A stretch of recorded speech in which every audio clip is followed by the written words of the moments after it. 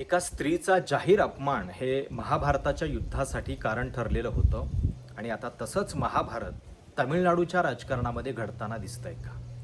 मुख्यमंत्री C Joseph विजय यांनी थेट विरोधी पक्षनेते उदयनिधी स्टॅलिन यांना अटक केलेली आहे आणि या अटकेला कारण ठरलेलं आहे उदयनिधी यांचं एका स्त्रीबद्दलचं, अभिनेत्री त्रिशाबद्दलचं अत्यंत अश्लील, अश्लाघ्य आणि अवमानजनक वक्तव्य. काल एका शेतकरी रॅलीमध्ये बोलताना हे डबल मिनिंग असलेलं वक्तव्य उदयनिधी यांनी केलं आणि त्या वक्तव्यावरनं बरीच चर्चा तामिळनाडूच्या राजकारणामध्ये होत होती. बरेच जण या वक्तव्याचा निषेध करत होते. सकाळपासून चर्चा होती की काय कारवाई होऊ शकेल.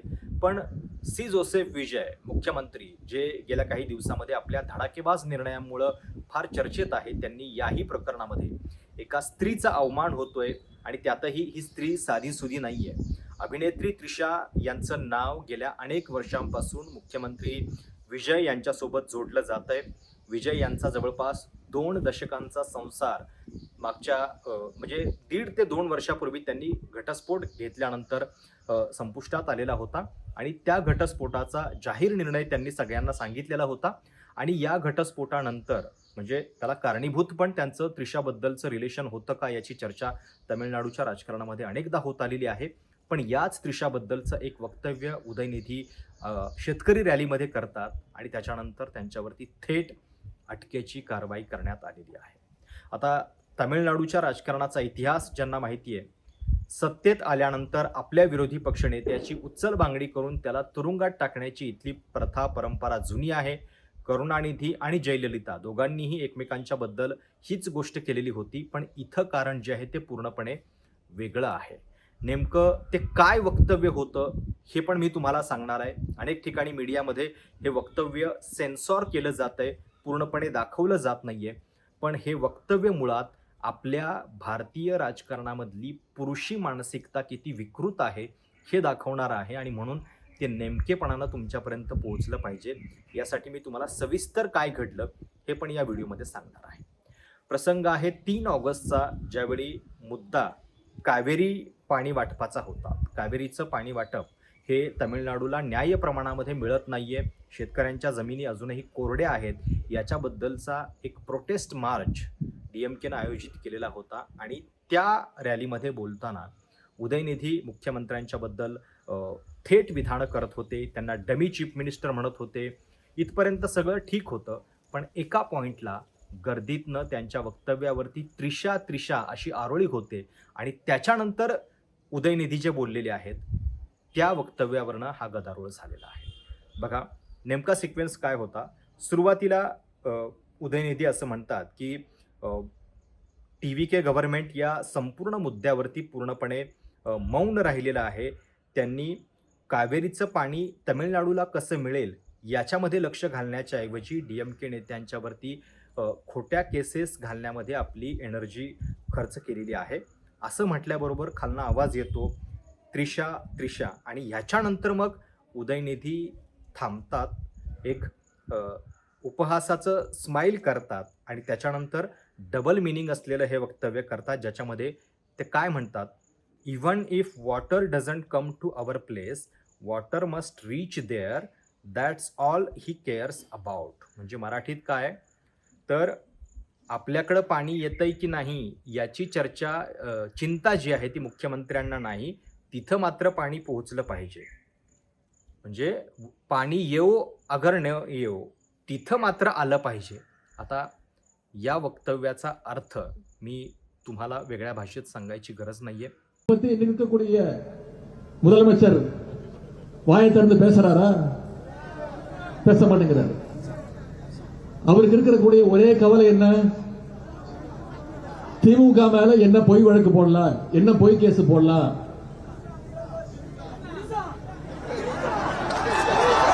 எங்க தண்ணி வருதோ இல்ல அங்க தண்ணி வரணும். காவிரி சொன்ன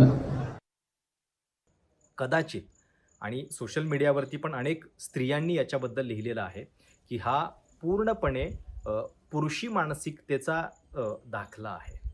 हे पुरुषांच्या गप्पांमधले जोक्स आहेत.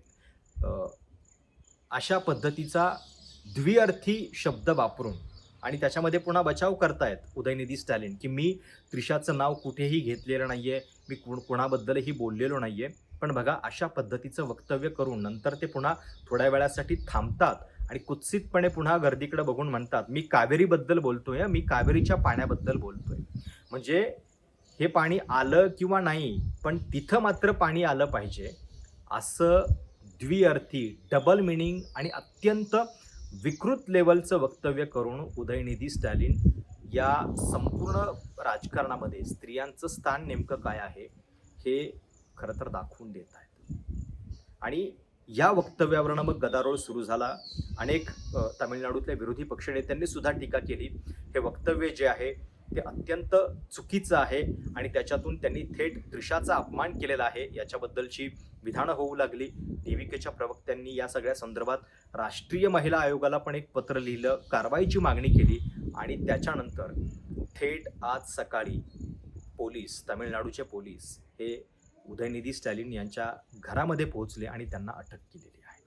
उदयनिधी स्टॅलिन हे तामिळनाडूचे माजी मुख्यमंत्री MK स्टॅलिन यांचे पुत्र आहेत, उपमुख्यमंत्री राहिलेले आहेत आणि याच्या आधी सुद्धा त्यांनी अशा पद्धतीची काही अश्लील विधानं जी आहेत शशिकला आणि EPS यांच्याबद्दल सुद्धा केलेली होती 2021 मध्ये आणि आता पुन्हा त्यांनी हे विधान त्रिशा यांच्याबद्दल केलेलं आहे. त्रिशा ही केवळ तमिळनाडूमधली आघाडीची अभिनेत्री नाहीये.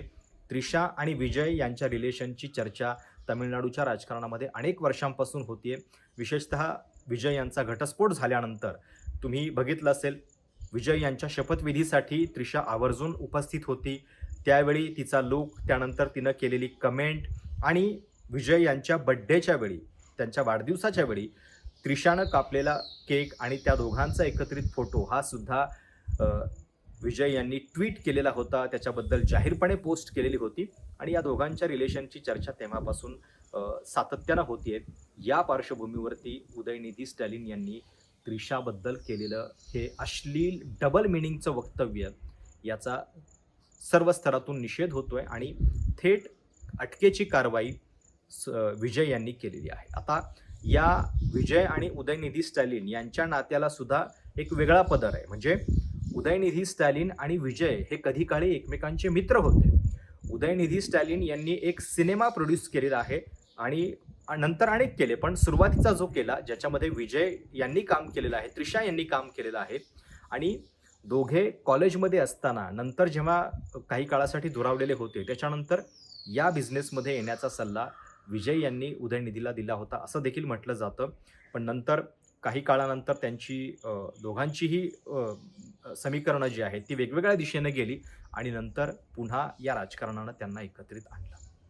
आता विजय आणि त्रिशा यांचं 2004 मधल्या गिली चित्रपटातलं एक गाणं आजही तामिळनाडूमध्ये प्रचंड लोकप्रिय आहे आणि त्यांनी जे काही मोजके चित्रपट केले त्यामध्ये त्यांची केमिस्ट्री याच्याबद्दल फार बोललं गेलं आणि नंतर त्रिशा ही अविवाहित आहे, तिनं आजवर लग्न केलेलं नाहीये, पण या दोघांच्या रिलेशनची चर्चा तामिळनाडूच्या राजकारणामध्ये सातत्यानं होत असताना तिच्याबद्दल केलेलं हे वक्तव्य आता DMKकडनं बचाव खूप केला जातोय की याच्यामध्ये उदयनिधी यांनी कोणाचं नाव घेतलेलं नाहीये, त्यांनी त्रिशाचं पण नाव घेतलेलं नाहीये. नाव तर फक्त गर्दीतनं घेतलं जात होतं त्रिशाचं, त्यांनी तर फक्त रिस्पॉन्स दिलेला आहे आणि त्याच्यामध्ये त्यांनी पुन्हा कावेरी हा शब्द वापरलेला आहे. हा सगळा जो आहे तो अतिशय तोकडा बचाव आहे. या सगळ्यातनं जी मानसिकता आहे, पुरुषी मानसिकता आणि स्त्रियांना अशा पद्धतीनं ऑब्जेक्टिफाय करण्याची ती कुठंतरी अधोरेखित होते आणि त्याचा निषेध जो आहे तो सर्व स्तरातनं केला जातो आहे. याच्याबद्दल तमिळ गायिका चिन्मयी श्रीपदा यांनी केलेली एक पोस्ट जी आहे ती सुद्धा लक्षवेधी आहे, त्याच्याबद्दल विचार करायला पाहिजे. ते असं म्हणतात, इफ मेन इन पॉलिटिक्स कुड just focus on actual issues instead of dragging women who have nothing to do with their scheme of things, it would be stellar. The reason abusive motor mouths like DMK's Shivaji Krishnamurthy could speak so vulgarly on political platforms is because he was encouraged to do so, not once but several times till he was expelled. I didn't understand what the purported underlying meaning of what the LOP of Tamil Nadu said. Someone known to me explained a while ago. I thought it was about a water connection. Turns out most women didn't get it. It was a bro thing. The least he could have done was tell his audience to pipe down or tell them to behave better. But he went ahead to say something far worse. म्हणजे उदयनिधी स्टॅलिन हे थांबू शकले असते गर्दीला काही बोलण्यापासून, पण त्याच्यावरती त्यांनी अधिक मजा घेतली आणि त्रिशाबद्दलचं हे अत्यंत अश्लील, अश्लाघ्य आणि डबल मिनिंगचं वक्तव्य त्यांनी केलेलं आहे. आणि जेव्हा अशा पद्धतीचे या पदावरचे नेते अशी वक्तव्य करतात तेव्हा साहजिक आहे कार्यकर्त्यांना बळ मिळतं, कार्यकर्तेसुद्धा पुन्हा तशाच भाषेत बोलायला लागतात आणि प्रॉब्लेम इथं आहे. आणि म्हणून या सगळ्याबद्दल थेट अटकेची कारवाई विजय यांनी केलेली आहे. आता विजय गेल्या काही दिवसामध्ये आपल्या धडाकेबाज निर्णयांनी फार चर्चेत आहेत. त्यांनी होर्डिंग्ज आणि बॅनर्सवरती बंदी आणलेली आहे. त्यांनी अनेक लोकोपयोगी योजना राबवलेल्या आहेत. आपला VVIP फौजफाटा कमी केलेला आहे. आणि आता एका महिलेचा आणि त्यातही आपल्या मैत्रिणीचा अपमान जाहीरपणे झाल्यानंतर त्यांनी थेट विरोधी पक्षनेत्यावरती सुद्धा कारवाई करायला मागे पुढं पाहिलेलं नाही आहे. आज सकाळपासून DMKच्या टीमकडनं खूप प्रयत्न केले जात होते की अटकपूर्व जामीन मिळावा, हायकोर्टामध्ये तातडीनं सुनावणी व्हावी. पण आत्ता या क्षणापर्यंत जेव्हा मी व्हिडिओ रेकॉर्ड करतो आहे हायकोर्टानं सुनावणी केलेली नव्हती. ती कदाचित आज दिवसभरामध्ये होऊ शकेल. पण मुख्यमंत्री थेट विरोधी पक्षनेत्यांना अटक करतायत आणि त्याला कारणीभूत एका स्त्रीचा जाहीर अपमान. हे भारतीय राजकारणाचं दुर्दैवी चित्र आहे. स्त्रियांना आपण काय वागणूक देतोय? एकीकडे नारी शक्ती वंदन अधिनियम आणतोय, महिला आरक्षण आणतोय, पण दुसरीकडे ज्या स्त्रियांचा तुमच्या राजकारणाशी संबंध नाही आहे त्यांच्यावरती मात्र अशा पद्धतीनं अश्लील भाषेमध्ये जाहीर टीका होतीये, त्याचा उपहास होतोय, त्याची मजा घेतली जाते. हे चित्र मला वाटतं बदलल्याशिवाय स्त्रियांना खरा न्याय जो आहे तो मिळणार नाही. बाकी तर सगळा पूर्णपणे देखावा आहे. तुम्हाला या सगळ्याबद्दल काय वाटतं? उदयनिधी यांची ही कमेंट तुम्हाला रुचते आहे का? त्याच्याबद्दलच्या तुमच्या प्रतिक्रिया आवर्जून कळवा. चॅनल सबस्क्राईब करायला विसरू नका. धन्यवाद.